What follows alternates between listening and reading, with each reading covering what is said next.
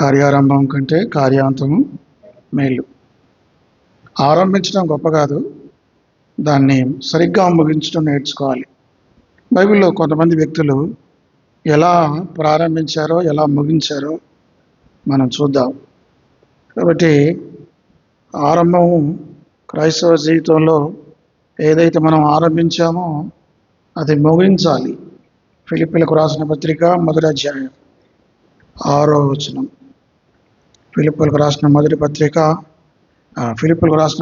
1వ అధ్యాయం 6వ వచనం.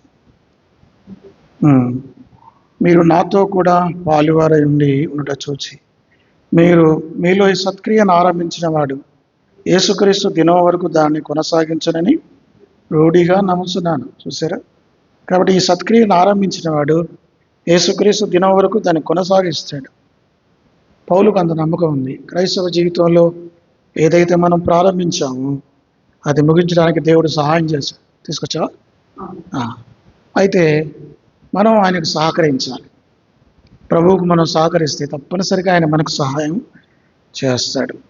మొట్టమొదటిగా కొంతమంది వ్యక్తులు ఏ విధంగా ప్రారంభించారో వారు ఏ విధంగా ముగించారో చూద్దాం.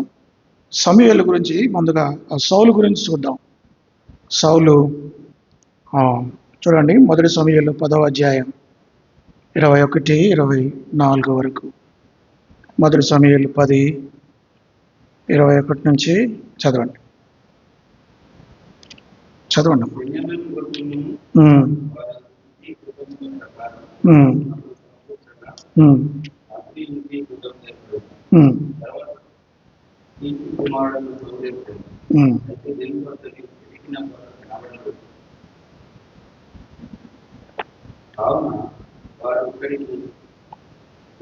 మనుషులు రావాల్సిందట అని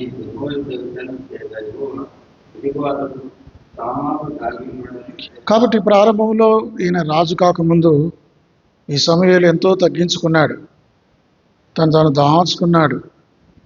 అలాంటి వ్యక్తి. తను గాడిదలు కాచుకునేవాడు, తన తండ్రి గాడిదలు కాచుకునేవాడు. దేవుడు దయ చూపించి బెన్యామీను గోత్రం వాడైన సమూయేలును రాజుగా చేశాడు. సౌలును 21వ వచనం 9వ అధ్యాయం 21. అందుకు సౌలు, నేను బెన్యామీయుడను కానా? నా గోత్రము ఇశ్రాయేలు గోత్రములో స్వల్పమైనది కాదా? నా ఇంటివారు బెన్యామీను గోత్రపు ఇంటి వారందరిలో అల్పులు కారా? నాతో ఇలాగను ఎందుకు పలుకుతున్నావు అని చెప్తున్నాడు 7 సమూయేలుతో. నేను దేవుడిని రాజుగా చేస్తాడయ్యా అంటే, అయ్యో నేను రాజునేంటయ్యా, నేను తక్కువ వాడను, నేను బెన్యామీను గోత్రీయుడను, నాకా అని చెప్పి తను దేవుని ఆయన రాజుగా చేశాడు. ఒక సామాన్యమైన వ్యక్తిని రాజుగా చేశాడు. రాజుగా చేస్తే 40 సంవత్సరాలు రాజ్యం పరిపాలించి ఇతను చేసింది ఏమిటంటే ఒక అనామకుని తీసుకుని రాజుగా చేస్తే ఆరంభం చాలా గొప్పగా ఉంది సౌలుది. కానీ అతని ముగింపు ఎంత విచారం, అతను ఏ విధంగా ప్రవర్తించాడు. 1 సమూయేలు 13వ అధ్యాయం 8వ వచనం. సమూయేలు చెప్పినట్టు అతడు 7 దినములు ఆగి సమూయేలు గిల్గాలునకు రాకపోవటయు జనులు తన యుద్ధ నుండి చెదిరిపోటయు చూచి దహన బలులను సమాధాన బలులను నా యుద్ధకు తీసుకొని రమ్మని చెప్పి దహన బలి అర్పించాను. అంటే యాజకుడు చేయాల్సిన పనిని ఒక రాజు చేశాడు. యాజకత్వాన్ని తన చేతిలోకి తీసుకున్నాడు. ఎప్పుడైతే దహన బలి అర్పించాడు వెంటనే 10వ వచనం, అతడు దహన బలి అర్పించి చాలించిన వెంటనే సమూయేలు వచ్చెను. సౌలు అతన్ని కలుసుకొని అతనికి వందనము చేయటకై బయలుదేరగా సమూయేలు అతనితో, నీవు చేసిన పని ఏమని అడిగాను. అందుకు సౌలు, జనులు నా యుద్ధ నుండి చెదిరిపోవటయు నిర్ణయ కాలము నీవు రాకపోవటయు ఫిలిస్తీయులు మిక్మషులో కూంటే నేను చూచి. కాబట్టి ఇట్లా చెప్తున్నాడు, తన సాకులు చెప్తున్నాడు, సంజాయి చెప్తున్నాడు. అప్పుడు సమూయేలు చెప్పిన మాట 13వ వచనం. అందుకు సమూయేలు ఇట్లా, నీ దేవుడైన యెహోవానికి ఇచ్చిన ఆజ్ఞను గైకొనక నీవు అవివేక పని చేస్తేవి. నీ రాజ్యమును ఇశ్రాయేలు మీద సదాకాలము స్థిరపరచుటకు యెహోవా తలంచి ఉండెను, అయితే నీ రాజ్యము నిలవదు. చూసారా? కొన్నిసార్లు ఏ పని మనకు అప్పచెప్పాడో ఆ పని చేయకుండా వేరే వాళ్ళ పని చేయటం వల్ల, న్యాయాధిపతి యాజకత్వం చేయటం వల్ల ఆయన రాజ్యాన్ని కొట్టివేశాడు. మనకు కొన్నిసార్లు చిన్న తప్పే కదా అని మనకు అనిపిస్తుంది, కానీ అవి దేవుని దృష్టిలో అవి ఎంతో తీవ్రమైనవి. దేవుడు మాకు అప్పగించిన పని చేయకుండా వేరే పని చేయటం వల్ల మనకు నష్టం ఉంది. కాబట్టి ఈ తప్పిదం ద్వారా దహన బలి అర్పించడం ద్వారా ఆయన రాజ్యం నిలవదు అని చెప్పాడు అంతే. అది మొదటి తప్పిదం. పోనీ ఆ తప్పుతో తను సరి చేసుకున్నాడా? సరి చేసుకోలేదు. 15వ అధ్యాయం, మొదటి సమూయేలు 15వ అధ్యాయం, అక్కడ కూడా మరొక తప్పిదం చేశాడు. అమాలేకులను చంపమని ఆ దేవుని యొక్క వాక్యం చెప్తే అమాలేకులను చంపకుండా ఇతను ఏం చేశాడంటే చూడండి 17వ వచనం, తర్వాత సౌలు 15:7, తర్వాత సౌలు అమాలేకులను హవీలా నుండి ఎగిప్తు దేశం మార్గమున్న షూరు వరకు తరిమి హతము చేసి అమాలేకుల రాజైన అగగును ప్రాణముతో పెట్టుకొని జనులందరినీ కత్తి చేత నిర్మూలనం చేశాను. సౌలును జనులను కూడి అగగును గొర్రెలను ఇట్లలోను క్రొవ్విన గొర్రె పిల్లలు మొదలైన వాటిలోని మంచి వాటిని నిర్మూలము చేయక కడగా నుంచి పనికి రాని నీచ పశువులన్నిటినీ నిర్మూలము చేసిరి. అప్పుడు యెహోవా యొక్క సమూయేలునకు ప్రత్యక్షమై ఇలాగూ సెలవిచ్చెను. కనుక ఇక్కడ సౌలు చూస్తే సౌలు ఎంత విధంగా నష్టపోయాడు. 15వ అధ్యాయం,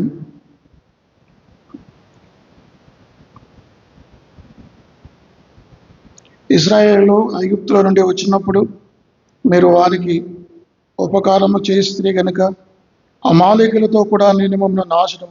ఇక జరిగింది ఏంటంటే అమాలేకులను చంపాల్సింది పోయి చంపకుండా విడిచిపెడతాడు. అమాలేకుల్ని బొత్తిగా చంపివేయాలి.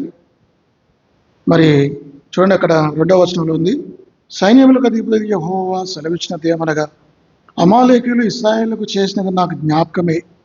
వారు ఐగుప్తు నుండి రాగానే అమాలేకీయులు వారికి విరోధులై మార్గమందు వారి మీదకి వచ్చిరు కదా. కాబట్టి నీవు పోయి కనికరింపక అమాలేకులను హతము చేయొచ్చు. పురుషులనేమి, స్త్రీలనేమి, బాలలనేమి, పసిపిల్లలనేమి, ఎద్దులనేమి, గొర్రెలనేమి, ఒంటెలనేమి, గార్ధములనేమి అన్నిటిని హతము చేసి వారికి కలిగినంతయు బొత్తుగా పాడు చేసి అమాలేకులు నిర్మూలము చేయి. అలా చేశాడా మరి కదా? కొంత చంపాడు కానీ కొంత వదిలిపెట్టాడు. మంచి మంచిగా ఉన్నాయన్నీ వదిలిపెట్టాడు. బలికి పనికి వస్తాయని చటచటగునని హతం చేస్తాడు. అంతలోనే ఈ సమూయేలు వస్తాడు. ఏంటయ్యా నువ్వు అన్నిటినీ నిర్మూలన చేసావంటే నిర్మూలన చేశాను. మరి ఏమిటి నాకు వినబడుతున్న రంకెలు ఏమిటంటే మరి అంత తర్వాత అంటాడు, క్రొవ్విన వాటిని బలి అర్పణ కోసం నేను చేశాను అంటాడు. అప్పుడు ఎంతో కోపం తెచ్చుకుంటాడు. 11వ వచనం, సౌలు నన్ను అనుసరింపక వెనుక తీసి నా ఆజ్ఞలు గైకొనకపోయాను గనుక అతన్ని రాజుగా నిర్ణయించినందుకు నేను పశ్చాత్తాపడుచున్నాను. అందుకు సమూయేలు కోపావేశుడై రాత్రి అంతా యెహోవాకు మొరపెట్టుచుండాను. ఇక్కడ కూడా మరి అదే జరిగింది. చూడండి 21వ వచనం, అయితే గిల్గాల్లో నీ దేవుడని యెహోవాకు బలి అర్పించుటకై జనులు శపితములకు గొర్రెల్లోనూ ఎడ్లలోనూ ముఖ్యమైన వాటిని తీసుకొని వచ్చారని సమూయేలుతో చెప్పాను. కాబట్టి సమూయేలు ఎంతో తీవ్రంగా అంటాడు. ఆ తర్వాత మాటలు సమూయేలు చెప్పిన 22లో, అందుకు సమూయేలు తాను సెలవిచ్చిన ఆజ్ఞను గైకొనక ఒకడు గైకొనట వలన యెహోవా సంతోషించినట్లు ఒకడు దహన బలులను అర్పించడం వల్ల ఆయన సంతోషించిన ఆలోచించము. బలులు అర్పించడం కంటే ఆజ్ఞను గైకొనటయు పొట్టేల్లో క్రొవ్వు అర్పించడం కంటే మాట ఏమిటయు శ్రేష్టము. తిరుగుబాటు చేయుట శోధ చెప్పుట పాపముతో. కాబట్టి తిరుగుబాటు చేశాడు. ఎవరైనా సౌలు దేవుని ఆజ్ఞ మీద చేశాడు. 2 తప్పిదాలు చేశాడు. ఒకటి ఏం చేశాడంటే దహన బలి అర్పించాడు, యాజకుడు చేయాల్సిన పని చేశాడు. రెండవది ఏంటంటే ఈ యొక్క అమాలేకులను చంపకుండా విడిచిపెట్టాడు. ఆయన రాజ్యం పోయింది. రాజ్యం పోవటం కాదు, బెన్యామీను లైనే పోయింది. బెన్యామీను తర్వాత రాజు ఎవరు కావాలి? ఎవరైనా దావీదు స్నేహితుడి పేరేం పేరు? యోనాతాను రాజు కావాలి. యోనాతాను కదగా ఈయన రాజ్యం పోయింది. నాకు అసలు ఆ లైనే పోయింది. దేవుడు యూదా గోత్రానికి ఇచ్చాడు. తర్వాత దావీదు రాజు అయ్యాడు. దావీదు కుమారులు తదనంతరం రాజ్యం లేరు. చేసిన చిన్న తప్పులు అనుకుంటాం కానీ అవి తీవ్రమైనవి. తర్వాత మరొక తప్పు ఆయన చేసింది ఏంటంటే మొదటి సమూయేలు 17వ అధ్యాయం, 6వ వచనం. మొదటి సమూయేలు 18:6, దావీదు ఫిలిస్తీన్ హతము చేసి తిరిగి వచ్చేటప్పుడు స్త్రీలు ఇశ్రాయేలు ఊళ్ళ నుండి తంబురముతోనూ సంబరముతోనూ వాద్యములతోనూ పాడుచు నాట్యమాడుచు రాజైన సౌలును ఎదుర్కొంటకే వచ్చి ఆ స్త్రీలు ప్రతిగానములు వాయించుచు సౌలు వేల కొలదియు దావీదు 10,000 కొలదియు శత్రువులను హతము చేశారు. ఆ మాటలు సౌలునకు ఇంపుగా ఉన్ననందున అతడు బహుకోపం తెచ్చుకొని, వారు దావీదునకు 10,000 నీవు నాకు వేలకులదని స్తుతులు పాడిరే, రాజ్యం తప్ప మరి అతడు ఏమి తీసుకురాగలడని చదువుకోడు. కాబట్టి నాటి నుండి సౌలు దావీదు మీద విషపు చూపు మెరిచెను. చూడండి, ఇశ్రాయేలు సైన్య సమూహం అంతా భయపడి వణుకుతుంటే గొలియాతుకు ఒక్క దావీదు, బాలుడైన దావీదు గొలియాతును చంపి యావత్తు ఇశ్రాయేలు సైన్య సమూహాన్ని రక్షిస్తే అది మెచ్చుకోకపోగా మరి దావీదును తురలు నడతాడు, దావీదు మీద విషపు చూపు పెడతాడు, అసూయపడతాడు. ఈ తప్పిదాలన్నింటినీ దేవుడు చూశాడు. చివరికి అతని పరిస్థితి ఎలా వచ్చిందంటే, ప్రారంభం ఎంతో గొప్పగా ఉంది, కార్యారంభం కంటే కార్యాంతం మేలు. ఆరంభం గొప్పగా ఆరంభించాడు, ముగింపు సరిగా లేదు. చివరికి ఎలా ముగించాడో మీకు తెలుసా? ఎలా ముగించాడు? సూసైడ్ చేసుకున్నాడు, ఆత్మహత్య చేసుకున్నాడు. మొదటి సమయాలు 31వ అధ్యాయం, సమయాలు మొదటి అధ్యాయం, సమయాలు 31:4. మొదటి సమయాలు 31:4. నన్ను పిలిచి అపహాసం చేయకున్నప్పుడు ఈ కథ చూసి దాని లేక నన్ను గురుమని ఆయుధం మూయమంతో చెప్పగా భయం చేత అలాగా చేయడంలో చూసారా చివరికి పౌలు తన కత్తి పట్టుకొని దాని మీద పడి చూసారా, కత్తి పడి చనిపడి తన చివరికి తను సూసైడ్ చేసుకోవాల్సిన పరిస్థితి వచ్చింది. యుద్ధంలో ఓడిపోయాడు, ఫిలిస్తీన్ల చేతిలో ఓడిపోయి అవమానకరంగా చనిపోయాడు. తన కత్తి మీద తనే పడిపోయి చనిపోయాడు. కాబట్టి తర్వాత అంతకన్నా ముందు మీకు తెలుసు, సోదరి చెప్పగా దగ్గరికి వెళ్ళాడు, కర్ణపిశాచి దగ్గరికి వెళ్ళాడు. ఆయన జీవితం అంతా దేవునికి అవిధేయమైన పనులు చేశాడు. దేవుడు అనేకమైన వాటిని సహించాడు. చివరికి తన జీవితాన్ని ముగించాడు. తర్వాత రాజ్యాన్ని కోల్పోయాడు, అవమానకరంగా చనిపోయాడు. చివరికి అభిషేకించబడిన దావీదును కూడా చంపాలని ప్రయత్నం చేశాడు. కాబట్టి జీవితంలో మనం ఎలా ప్రారంభించామనేది ముఖ్యం కాదు, ఎలా ముగించామనేది ముఖ్యం. మనం చర్చికి వస్తున్నాం, బైబిల్ చదువుతున్నాం, క్రైస్తవులు కొనసాగుతున్నాం, కానీ ఆ ఆరంభం కంటే అంతం ఎంతో మేలు. దేవుడు ఆరంభం కంటే అంతాన్ని చూస్తాడు. ఒక శిల్పకారుణ్ణి కొంతమంది అడిగారట, నువ్వు ఉలిపెట్టి ఆ శిలను అంత చక్కగా చెక్కుతున్నావు, ఇంత సౌందర్యమైన రూపాన్ని ఇస్తున్నావు, ఎలా నువ్వు ఇంత చక్కగా గీస్తున్నావు అంటే అతను అన్నాడు, నేను ఆ ముగింపుగా వచ్చే రూపం ఏంటో నేను ముందే దాన్ని చూస్తాను, అది నాకు కనబడుతుంది కాబట్టి దాని ప్రకారం నేను గీస్తాను. దేవుడు అంతాన్ని చూసే వ్యక్తి. కాబట్టి ఆరంభం అనేది అది ఎలా ఉన్నా పర్వాలేదు, కానీ అంతం బాగుండాలి. కాబట్టి కార్యారంభం కంటే ఇతని ఆరంభం ఎలాగుంది? ఎంతో దీనత్వంగా, తగ్గింపుగా ఉన్నాడు ఎవరైనా సౌలు. కానీ ముగింపులో అతనికి ఎలా వచ్చాడు? గర్వంతో, అహంభావంతో ప్రవర్తించి చివరికి ఆత్మహత్య చేసుకుని చనిపోయాడు. కాబట్టి కార్యారంభం కంటే కార్యాంతం అది మొదటి వ్యక్తి. రెండవ వ్యక్తి మన బైబిల్లో రెండవ వ్యక్తి ఎవరంటే యోబు. చూడండి, యోబు గ్రంథం మొదటి అధ్యాయం 21. యోబు 1:21 ఎలా ఉంది ప్రారంభం? తల్లి గర్భంలో నుండి దిగంబరనై వచ్చి తిని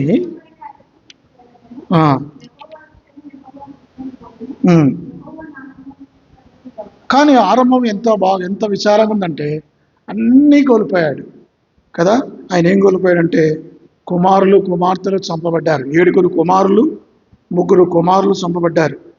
తర్వాత 3,000 ఒట్టెలు, 500 జతల ఎడ్లు, 500 గాడిదలు, బహుమంది పనివారు అందరినీ కోల్పోయాడు. అందరూ చంపబడ్డారు. ఇల్లు గురించి 10 మంది పిల్లలు చనిపోయారు. ఆస్తి నష్టమైంది. ఇంతటితో ఆగిందా? అనారోగ్యం వచ్చింది కదా. చూడండి ఆ మాటలు 20వ వచనం. అప్పుడు యోబు లేచి తన పై వస్త్రమును చెప్పుకొని తల వెంట్రుకలు కొరిగించుకొని నేల మీద సాష్టాంగపడి నమస్కారం చేసి ఇట్లయాను. 22లో ఈ సంగతులలో ఏ విషయమందులో యోబు ఏ పాపం చేయలేదు, దేవుడు అన్యాయం చేశానని చెప్పలేదు. చూసారా? కాబట్టి మరి ఇక్కడ ఆరంభం ఎంత విచారంగా ఉంది చూడండి. అతనికి వచ్చిన ఆ యొక్క వ్యాధి 7వ వచనం.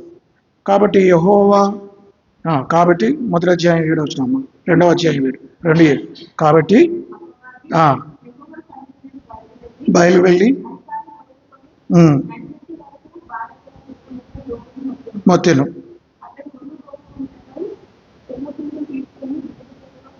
కాబట్టి ఒళ్ళంతా గీక్కున్నాడు. అతనికి ఏ చర్మ వ్యాధి వచ్చిందో మనకు తెలియదు. అలాంటి పరిస్థితిలో ఆరంభం అతనిది ఎలాగుందంటే అవమానకరంగా, దయనీయంగా అతను ఉన్నాడు. కానీ దేవుడు మరి 13వ అధ్యాయం 15వ వచనం, యోబు గ్రంథం 13 అంటే ఆరంభం ఎలా ఉంది అనేది మనం తెలుసుకుంటున్నాం. 13:15 చదవండి. ఆయన నన్ను చంపినను కనిపెట్టుచున్నాను, ఆయన సన్నిధిని నా ప్రవర్తన న్యాయమని రుజువుపడుతున్నా. యోబు పలికిన మాటలు. ఆయనను చంపినను నేను ఆయన కొరకు కనిపెడతాను. ఎట్లాంటి ఆరంభం ఉంది. కానీ ఇలాంటి ఆరంభం మనమే యోబు స్థానంలో మనం ఉంటే ఎంత దేవుని దూషించే వాళ్ళము. అతను నోటి మాటల చేత ఏ పాపము భార్య వచ్చింది, ఇంకేం దేవుడు అయ్యా నీకు, చూడు నీ పిల్లలు చనిపోయారు, నీ ఆస్తి పాడైపోయింది, గొర్రెలు మేకలు ఒంటెలు గాడిదలు చచ్చిపోయాయి, నీకు అనారోగ్యం ఏంది, నువ్వు బురదలో కూర్చున్నావు, ఇంకా నువ్వు మూర్ఖుడువా, నువ్వు చచ్చిపో. ఏమన్నాడు? దేవుణ్ణి దూషించు, రెండవది నువ్వు మరణం ఉందంటే సూసైడ్ చేసుకొని అర్థం. ఇంకెందుకు నీ బ్రతుకని దూషించింది.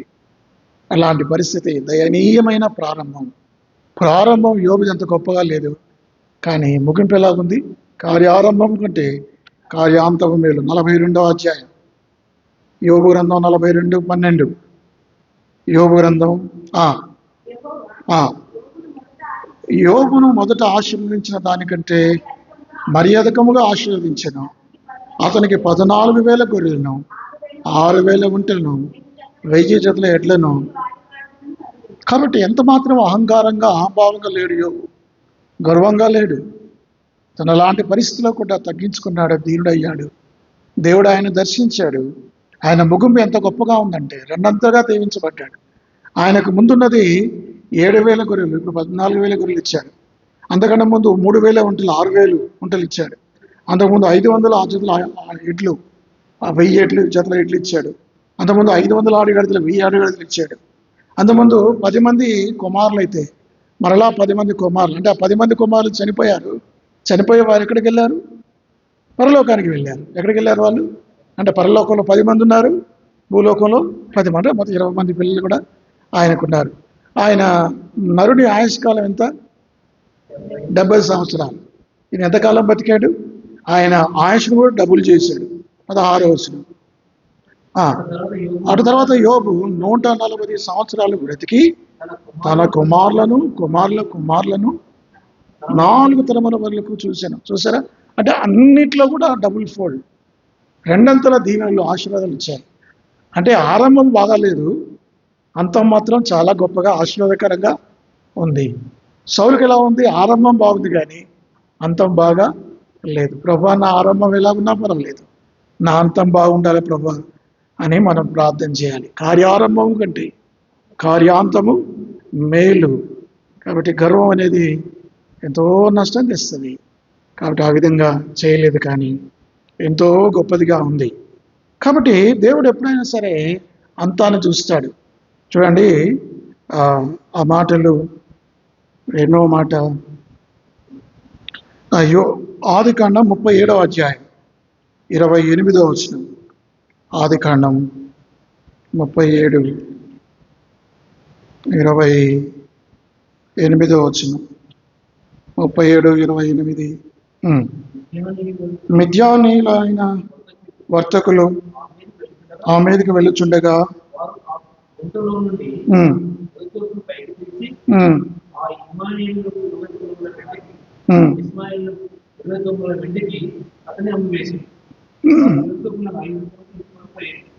ఇక్కడ జరిగింది ఏంటంటే ఆరంభం ఎలాగుంది? యోసేపుది ఎలాగుంది?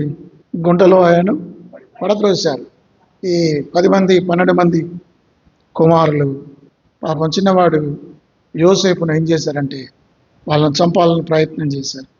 ఆ యొక్క గుంటలో యోసేపును పడద్రోశారు. ఆయనేమో యోసేపు ఏడుస్తున్న, అన్నలారా నేను ఏం అన్యాయం చేశాను, నేను మీకు ఆహారం తీసుకుని వచ్చాను తండ్రి మాట చెప్పున, నన్ను ఎందుకు ఎంత ఏడ్చాడో, ఎంత బాధపడ్డాడో చిన్న పిల్లవాడు. కాబట్టి ఎంత ఏడ్చినా వాళ్ళ కనికరం పుట్టలేదు. చివరికి అతను ఏం చేశారంటే మరి మిద్యానీయులకు అమ్మివేశారు. చూడండి 35వ వచనం.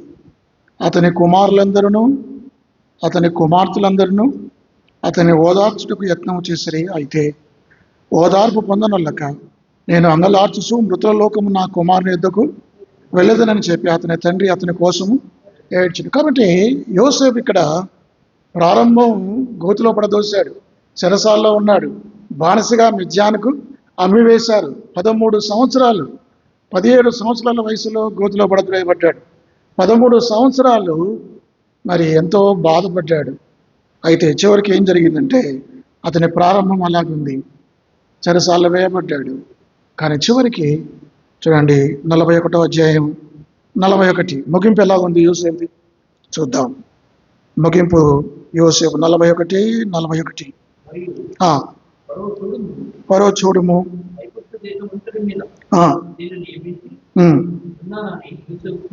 చెప్పాను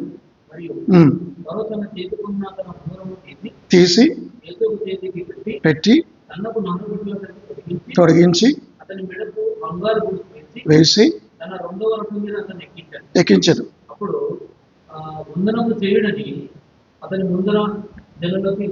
ఇప్పుడు ముగింపు ఎంత గొప్పగా ఉందో. అతని వయసు 30 సంవత్సరాలు, 13 సంవత్సరాలు బాధపడ్డాడు, బానిసగా బ్రతికాడు, పొతీఫర్ భార్య అవమానించింది, చెరసాల్లో ఉన్నాడు, అమ్మబడ్డాడు, గోతులో పడద్రోయబడ్డాడు. అయినా సరే ప్రారంభం బాగలేదు, కానీ ముగింపు ఎలా ఉంది? ముగింపు ఆ ఫరో కింద తర్వాత రాజుగా చేయబడ్డాడు. అదే కదా రాయబడినమాట. ఫరో మరియు ఫరో తన చేతినున్న తన ఉంగరము తీసి యోసేపు చేతిని పెట్టి సున్నపు నార బట్టలు అతనికి తొడిగించి అతనికి మెడకు బంగారు గొలుసులు వేసి అతను 2వ రథం మీద ఎక్కించాడు. కాబట్టి ఇప్పుడు ముగ్గురు గురించి చూసాం. ఒకటి చెప్పండి, మొదటి వారు ఎవరి గురించి? సౌలు గురించి చూసాం. సౌలు ప్రారంభం ముగింపు ఎలా ఉందో చూసాం. ఆరంభం బాగుంది, ముగింపు చెడిపోయింది, సూసైడ్ చేసుకున్నాడు. రెండవది యోబు ప్రారంభం అంత బాగా లేదు, అనారోగ్యం, ఆస్తి నష్టం, కుమారులు చనిపోవటం. కానీ చివరికి దేవుడు ఆయన ముగింపుని ఎలా మార్చేటంటే రెండంతలుగా మేలు చేశాడు. 140 సంవత్సరాలు ఆయుస్సు రెండంతలు చేశాడు, పిల్లల్లో రెండంతలుగా, అన్ని విధాలుగా చేశాడు. కాబట్టి ప్రారంభం కార్యారంభం కంటే కార్యాంతము మేలు. అది మూడవది.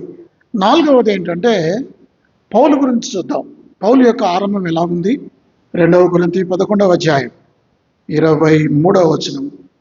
2 కొరింథీ 11వ అధ్యాయం 23 చదవండి అమ్మా. 2 కొరింథీ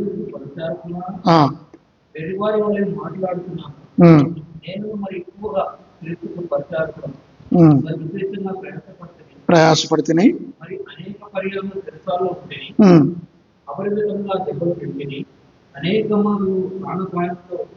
ఉంటిని.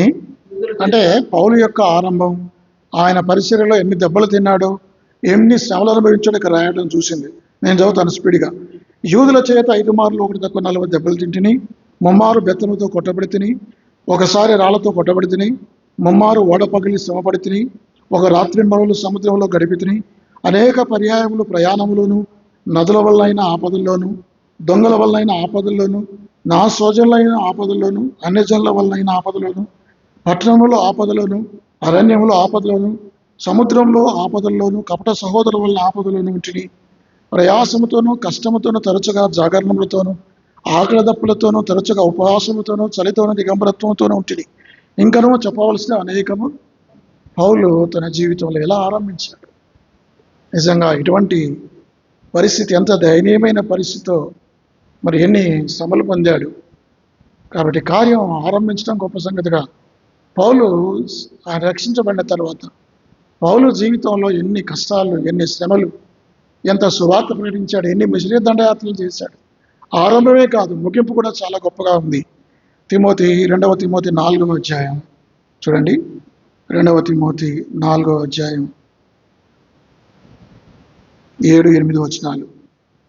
2వ తిమోతి 4:7-8 వచనాలు. మంచి పోరాటం పోరాడి తిని, నా పరుగు కడముట్టించి తిని, విశ్వాసము కాపాడుకుంటుని, ఇక మీదట చూడండి 4 మాటలు చెప్పాడు. ఒకటి, మంచి పోరాటం అంటే జీవితం ముగింపులో చరమాంకంలోకి వచ్చాడు తిమోతి. అయ్యా, ఇంతకాలం నేను జీవించాను, ఇక నేను మంచి పోరాడాను. చెడ్డ పోరాటం కాదు. క్రైస్తవులు జీవించే జీవితాన్ని ఏమంటారు? మంచి పోరాటం. లోకంలో తీవ్రవాదులు, నక్సల్స్ వీళ్ళు చేసే పోరాటం ఏంటిది? చెడ్డ పోరాటం. కానీ క్రైస్తవులు చేసే పోరాటం, దానికి పౌలు మంచి పోరాటం పోరాడుతుని. రెండవది, నా పరుగు కడముటించాడు. తను అద్దరికి చేరుకున్నాడు. ఈ మారథాన్లో 5 కిలోమీటర్ల మారథాన్లో ఏం చేస్తారంటే వాళ్ళు నడుచుకుంటూ స్పీడ్గా నడుచుకుంటూ వెళ్ళి చివరికి పరుగు పందెంలో అద్దరికి చేరతారు. కాబట్టి పౌలు అన్నాడు, నా పరుగు నేను కడముట్టించాలి. మనం కూడా పరుగు కడముట్టించాలి. చాలామంది పరుగు కడముట్టించకుండా మధ్యలోనే రాలిపోతారు. పౌలు అంతవరకు మరి ఆ యొక్క దమస్కు మార్గంలో యేసు ప్రభువు కనబడ్డప్పుడు ఏ విధంగా రక్షింపబడి ఏ విధంగా జీవించాడో, ఫిలిప్పు 2 తిమోతి 4:7-8 చివరి వరకు అదే విశ్వాసాన్ని కొనసాగించాడు. పడుతూ లేస్తూ లేవలేదు. అలా ఉన్నాడా? మంచి పోరాటం పోరాడుతుని, నా పరుగు కడముట్టించుకుని, విశ్వాసము కాపాడుకుంటుంది. మనం చెప్పగలం అట్లా? చెప్తామా? ప్రభు, నా విశ్వాసం కాపాడుకున్నామా, లేదా విశ్వాసంలో పడిపోయినామా అని చెప్తామా? చివరికి ఇంకేమో, నా కొరకే కమ్మించట నీతి కిరీటం ఉంచాడు. అంటే ప్రారంభం బాగా ఎంతో కష్టాలు, శ్రమలు, బాధలు, అనారోగ్యాలు, పేదరికాలు, దెబ్బలు తిన్నాడు, శ్రమల పాలయ్యాడు. కానీ ముగింపు ఎంత గొప్పగా ఉంది, ఎంత గొప్ప మంచి సాక్ష్యం ఇచ్చాడు. 4వది, కార్యారంభం కంటే కార్యాంతం మేలు. ఎవరి గురించి చెప్పుకున్నాం మనం? ఎవరైనా? పౌలు గురించి. సౌలు కాదు. సౌలు ఆరంభం బాగలేదు, బాగుంది. ముగింపు ఆ సౌలు. కానీ ఈ సౌలు ఆరంభంలో కష్టాలున్న ముగింపు మాత్రం గొప్పగా ఇచ్చాడు. ఇప్పుడు 4 చూసాం. మొట్టమొదటిగా ఎవరి గురించి? సౌలు గురించి. రెండవది యోబు. మూడవది యోసేపు. 4వది పౌలు. 5వది పీటర్ గురించి. పేతురు యొక్క ప్రారంభం బాగాలేదు. చూడండి, లూకాసు వార్త 22వ అధ్యాయం 61వ వచనం. లూకా 22:61. అప్పుడు తిరిగి పేతురు వైపు చూశాడు. కనుక పేతురు, నేడు చూడు, కుయ్యమును ముమ్మారు నన్ను ఎరకుండు అని ప్రభువు తనతో చెప్పిన మాట జ్ఞాపకం చేసుకొని వెలుపలిపోయి సంతాపడి వెళ్ళాడు. ఇక్కడ ఏం చేశాడు పేతురు అంటే, యేసు ప్రభువును ఎరగనని బొంకాడు. యేసు ప్రభు వారిని నేను ఎరగనంటాడు. యేసు ప్రభుతో ఎంతో మొరపెట్టుకున్నాడు. చివరికి చెప్పిన మాట ఏమిటంటే, పేతురు దయనీయమైన పరిస్థితిలో ఉన్నాడు. హెబ్రీ పత్రిక 10వ అధ్యాయం 38-39. రాజు, హెబ్రీ 10:38 వచనం.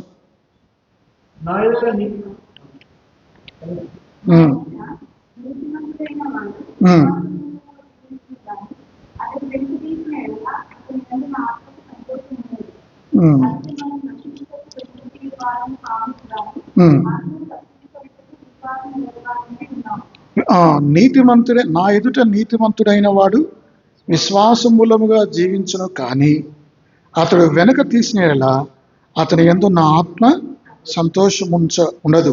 అయితే మనము నశించుటకు వెనక తీయవారము, మనం వెనక్కి తీయకూడదు. బైబిల్ యేసుప్రభు అంటాడు, నాగలి మీద చేయి పెట్టి వెనకకు చూచేవాడు నాకు పాత్రుడు కాడు. పేతురు యేసుప్రభుతో 3.5 సంవత్సరాలు జీవించాడు. పేతురు అద్భుతాలు కల్లారా చూశాడు. యేసుప్రభుతో పాటు ఈయన కూడా నీళ్ళ మీద నడిచాడు. అనేక మందిని స్వస్థపరిచాడు ప్రభు 12 మంది శిష్యులు పంపించినప్పుడు.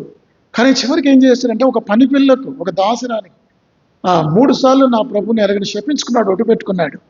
ఎంత దయనీయం! అయితే ఈ పేతురు ప్రారంభం బాగలేదు, కానీ తర్వాత ముగింపు సమకూర్చబడ్డాడు. యేసు ప్రభు వారు మరి పేతురుని విడిచిపెట్టలేదు. పేతురు ఏమన్నాడంటే, నేను చేపలు పడతానికి పోతున్నాడు. చేపలు పడతానికి పోతున్నప్పుడు వాళ్ళన్నారు, మేము కూడా వస్తాం. ఒకసారి నాయకుడు బలహీనమైతే, లీడర్ బలహీనపడితే క్యాడర్ కూడా. 7 మంది జాలర్లు, యేసుప్రభు శిష్యులు 7 జాలర్లు. 7 ఎవరు చెప్పండి? ఆంద్రేయ, పేతురు ఇద్దరు ఒక జోడి, యాకోబు, యోహాను, ఫిలిప్పు, బర్తలమై, తోమా. ఈ 7 కూడా ఆ చుట్టుపక్కల గ్రామస్తులు. ఈ 7 ఫ్రెండ్స్.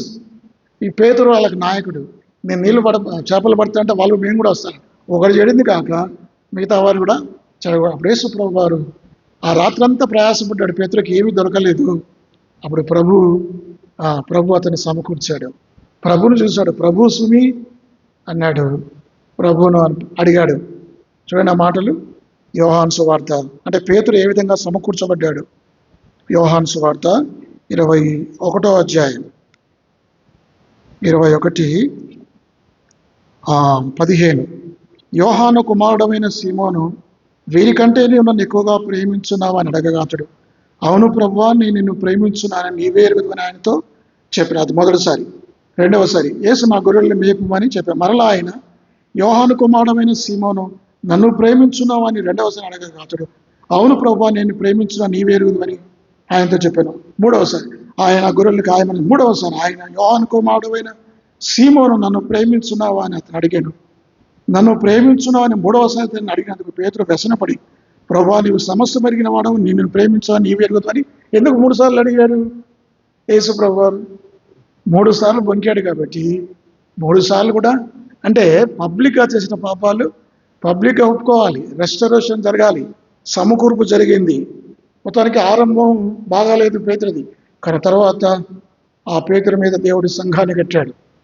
పేతురు నీ మీద సంఘాన్ని, అంటే సంఘాన్ని కట్టడం అంటే ఆ సంఘం పెంతెకొస్తు దినాన ప్రారంభమైనప్పుడు ఫస్ట్ ప్రీచర్ ఎవరు? పేతురే.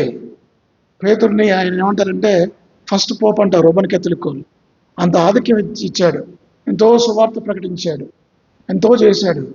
చివరికి ఆయన చెప్తున్నాడు, ఆయన ముగింపు ఎలాగుందంటే, ప్రారంభం బాగలేదు కానీ ముగింపు మాత్రం చాలా గొప్పగా ఉంది.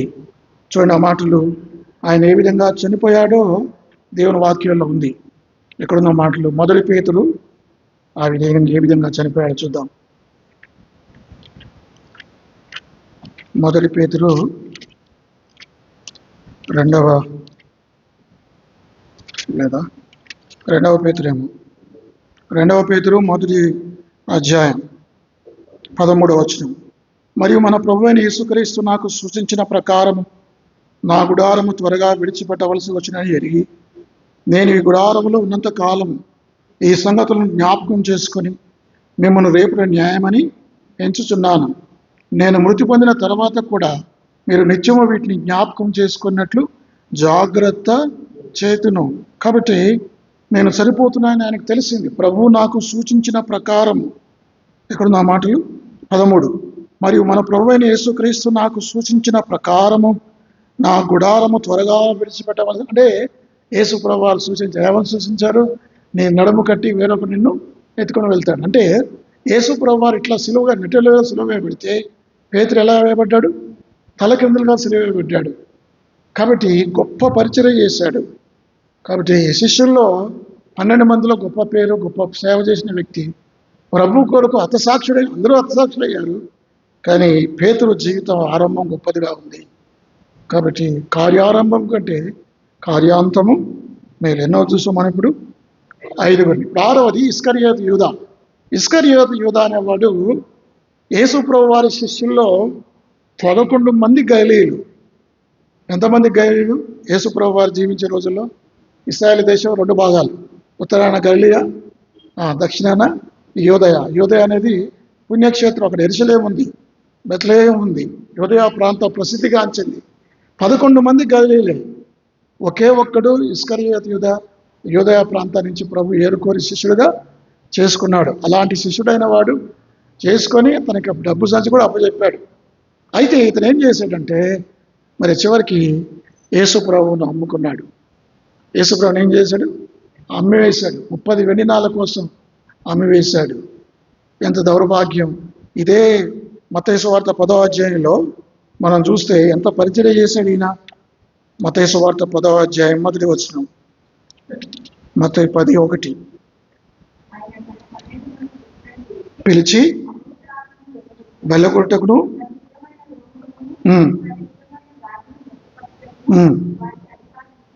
4వ వచనం చివరి భాగంలో ఆయన అప్పగించిన ఇస్కరియోతు, అంటే ఇస్కరియోతు యూదాను కూడా అధికారం ఇచ్చాడు. ఇస్కరియోతు యూదా కూడా అపవిత్రాత్మలను వెళ్ళగొట్టాడు, రోగాలని వ్యాధులను స్వస్థపరిచాడు, సువార్త ప్రకటించాడు. ఇంత చేస్తే, ఇంత అధికారం ఇచ్చి అందరికీ లేని ఆధిక్యత డబ్బు సంచిస్తే చివరికి 30 వెండి నాణాల కోసం, తుచ్చమైన 30 వెండి నాణాల కోసం యేసుప్రభుని అమ్ముకున్న దౌర్భాగ్యుడు. లూకాసు వార్త 10వ అధ్యాయం, లూకాసు వార్త 10వ అధ్యాయం 17 అక్కడ 10వ అధ్యాయంలో 9వ అధ్యాయమా 10 మంది శిష్యులు 9వ అధ్యాయం మొదటి వచనం. ఆయన తన 12 మంది శిష్యులను పిలిచి సమస్తమైన దయ్యముల మీద శక్తిని అధికారమును రోగములు స్వస్థపరచు వరమును వారికి అనుగ్రహించి దేవుని రాజ్యమును ప్రకటించుటకును రోగులను స్వస్థపరచుటకు వారిని పంపాను. ఇంత ఆధిక్యత పొందిన ఈ ఇస్కరియోతు అనేవాడు చివరికి యేసు ప్రభు తన ప్రభుని అమ్ముకున్నాడు. ఉరి వేసుకొని అతని పేగులు, పొట్ట పేగులు చీలిపోయి పేగులు బయటపడ్డాయట. చెట్టు గురి వేసుకొని చనిపోతే కింద పడి చచ్చిపోయాడు. కార్యారంభం కంటే కార్యాంతం బాగుందా? కార్యాంతం ఇచ్చే నరకానికి వెళ్ళాడు, వారని అగ్నిగుండానికి వెళ్ళాడు. ఆరంభం గొప్పగా ఉంది, అంతం ఎంత వినాశనకరంగా ఉంది. కాబట్టి ఆరంభం అనేది ముఖ్యం కాదు, ఆరంభం అనేది అంత ముఖ్యం కాదు. మనం ఎలా ప్రారంభించాం, ఎలా జీవిస్తున్నది ముఖ్యం కాదు, కానీ ఎలా చివరికి మన గురి వద్దకు వెళ్తున్నాము. కార్యాంతం మేలు అని చెప్పి చివరికి ఇంకొక వ్యక్తి, వారు మన ప్రభు అయిన యేసుక్రీస్తు వారు. యేసుక్రీస్తు ప్రభు వారి ప్రారంభం ఎలా ఉంది అంటే, ఆయన పశువుల తొట్టిలో పరుండబెట్టబడ్డాడు. ఆయనకు తలవాల్చుకుంటే కూడా స్థలము లేదు. ఎంత పేదవాళ్ళకైనా ఏముంటుంది, ఎంత పేదవాళ్ళకైనా జన్మించడానికి ఒక పురుగుడిసన్నా యేసు ప్రభు వారు లోకరక్షకుడు, సృష్టికర్త అయిన వాడు ఈ లోకంలో జన్మించడానికి సత్రములో స్థలము లేని స్థితి. పశువుల తొట్టిలో ఆయన పరుండబెట్టారు. ఎంత విచారం ఇది. ఆయన అంటాడు, నక్కలకు బొరియలు, ఆకాశ పక్షులకు నివాసంలో కలవు, కానీ మనుష్య కుమారునికి తలవార్చుకుంటకు స్థలము లేదు. ఆనాటి పరిచయాలు అపహాసించారు, యేసుప్రభు రాళ్లతో కొట్టాలని ప్రయత్నించారు. చివరికి యేసుప్రభు వారు మరి ఆరంభంలో అలా ఉన్నప్పటికీ చివరికి ప్రభు మనందరి కొరకు ప్రాణం పెట్టాడు, రక్తం కార్చాడు, మరణించి సమాధి చేయించి తిరిగి లేచాడు. చివరికి చూడండి ఆ మాటలు, ప్రకటన గ్రంథం 1వ అధ్యాయం 8వ వచనం. యేసుప్రభు వారు అంతం ఎలా ఉంది? అల్ఫాయు ఓమేగయు నేనే, వర్తమాన భూత భవిష్యత్ కాలంలో ఉండువాడను నేనే అని సర్వాధికారియు. 18వ వచనం కూడా, నేను మొదటి వాడను, కడపటి వాడను, జీవించువాడను, మృతులనైతేనే కానీ. యేసుప్రభు వారు ఎంత గొప్పగా ఆరంభం ఉంది. ఫిలిప్పీలకు రాసిన పత్రిక 2వ అధ్యాయం. యేసుప్రభు వారు ఏ విధంగా హెచ్చించబడ్డారు. ప్రారంభం పశువుల పాకులు, పశువుల తొట్టిలో పరుండబెట్టబడిన ఈ ప్రభు చివరికి ఆయన ముగింపు ఎలా ఉందంటే, చూడండి 9వ వచనం నుంచి 11. అందుచేతను పరలోకమందున్న వారిలో కానీ, భూమి మీద ఉన్న వారిలో కానీ, భూమి కింద ఉన్న వారిలో కానీ ప్రతి వాని మోకాలను యేసునామమున వంగునట్లును, ప్రతి వాని నాలుకయు తండ్రి అయిన దేవుని మహిమార్థమై యేసు ప్రభును ఒప్పుకున్నట్లును దేవుడు ఆయన్ను అధికంగా హెచ్చించి ప్రతి నామమునకు పై నామమును ఆయనకు అనుగ్రహించెను.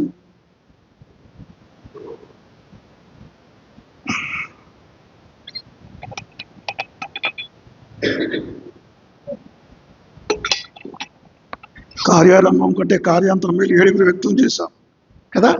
7లో కొంతమందికి ఆరంభం బాగుంది కానీ అంతం బాగలేదు. కొంతమంది ఆరంభం బాగలేకుండా అంతం మాత్రం బాగుంది. ఏది ముఖ్యం? ఆరంభం ముఖ్యమా, కార్యాంతం ముఖ్యమా? అందులో మొట్టమొదటిగా మనం ఎవరు చూసామంటే, ఎవరు? సౌలు. ఆరంభం ఎంతో తగ్గించుకున్నాడు, ఎంతో దాచుకున్నాడు. నేను బెన్యామీను గోత్రుని అల్పమని చెప్పుకున్నాడు. చివరికి గర్వించాడు, రాజ్యాన్ని కోల్పోయాడు, ఆత్మహత్య చేసుకున్నాడు, చనిపోయాడు. అంతము బాగాలేదు.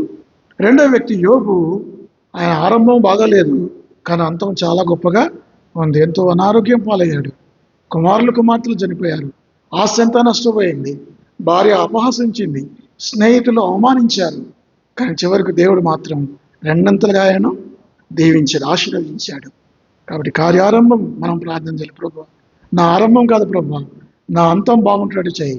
అంతవరకు నీకు వరకు నిలిచి ఉండే, అంతవరకు సహించేవాడు ఎవడో వాడే రక్షింపబడను. యేసుప్రభు వారు 28వ అధ్యాయం 26వ అధ్యాయం 44వ అధ్యాయంలో ప్రభు అంటాడు. కాబట్టి అంతవరకు మనం సహించాలి, అంతాన్ని కాపాడుకోవాలి. రెండో వ్యక్తి. మూడో వ్యక్తి ఎవరు? యోసేపు గోతిలో త్రోయబడ్డాడు, బానిసగా అమ్మబడ్డాడు, చెరసాల్లో ఉంచబడ్డాడు. ఫరో కుమార్తె, ఫరో భార్య, పొతీయేలు భార్య, పొతీఫర్ భార్య అవమానించింది. చివరికి 13 సంవత్సరాల అనంతరం ఆ దేశానికి, ఐగుప్తు దేశానికి ప్రధానమంత్రి అయ్యాడు. కార్యారంభం కంటే కార్యాంతము మేలు. అది మూడో వ్యక్తి. నాలుగో వ్యక్తి ఎవరు చూసుకున్నాం మనం? పౌలు దెబ్బలు తిన్నాడు, పరిచర్య కొరకు అవమానం పొందాడు. కానీ చివరికి మంచి పోరాడుతుని నా పరుగు కడముట్టించుతుని నా విశ్వాసము కాపాడు. ఇక మీద నా కొరకు నీతి కిరీటము ఉంచబడి ఉంది. కానీ కార్యారంభం కంటే కార్యాంతం మేలు. నాలుగో వ్యక్తి. ఐదో వ్యక్తి. 5 పేతురు ఐదో వ్యక్తి. పేతురు ఏం చేశాడు? యేసుప్రభుని ఎరగనని వంకాడు. ఆరంభం బాగా లేదు, కానీ అంతం ఎలా ఉంది? చాలా గొప్పగా ఉంది. గొప్ప సేవ చేశాడు. చివరికి క్రీస్తు కొరకు హతసాక్షి అయ్యాడు. 6వది ఇస్కరియోతు యూదాను. ఆరంభం బాగా లేదు. యేసుప్రభు వారిని లేక యూదయ ప్రాంతం ఒకే ఒక్కరిని పిలిచాడు. మరి ఎంతో మందిని 11 మంది గలేదు, ఒక్కడే యూదావాడు, యూదయ ప్రాంతానికి చెందినవాడు. డబ్బు సంచి ఇచ్చాడు, అన్ని చేస్తే చివరికి అంతా నష్టం చేసుకొని మరి తనకొచ్చిన ఆ పరిచర్య అంతా పోగొట్టుకొని 30 వెండి నాణాల కొరకు ఆత్మహత్య చేసుకున్నాడు. డబ్బుకు, తుచ్చమైన డబ్బు కొరకు తన జీవితాన్ని నష్టపరుచుకొని ఉరి వేసుకుని ఇచ్చిన నరకానికి వెళ్ళాడు. 7వది ప్రభువైన యేసుక్రీస్తు వారు. ప్రారంభం పసిబాలుడిగా ఆ పశువుల తొట్టిలో పరుండబెట్టాడు. ఏమీ లేనివాడుగా పేదవాడికి లోకంలో పుట్టి పెరిగాడు. కానీ కడకు మనందరి కొరకు మరణించి అన్ని నామముల కంటే పైనామం యేసు ప్రభు వారు హెచ్చించబడ్డారు. కాబట్టి ఈ 7గురిలో మనం చూస్తే 7గురు జీవితాల్లో కొంతమందికి ఆరంభం బాగలేదు, కొంతమందికి అంతం బాగలేదు. కానీ దేవుని బిడ్డలుగా ఇదే ప్రార్థన చేయాలి మనం. ప్రభువా, నా ఆరంభం ఏ విధంగా ప్రారంభించాను, ముగింపు వరకు అదే విధంగా కొనసాగడానికి సహాయం చేయని మనం ప్రార్థించాలి. దేవుడి వాక్యమును దీవించిన కాక ప్రార్థన.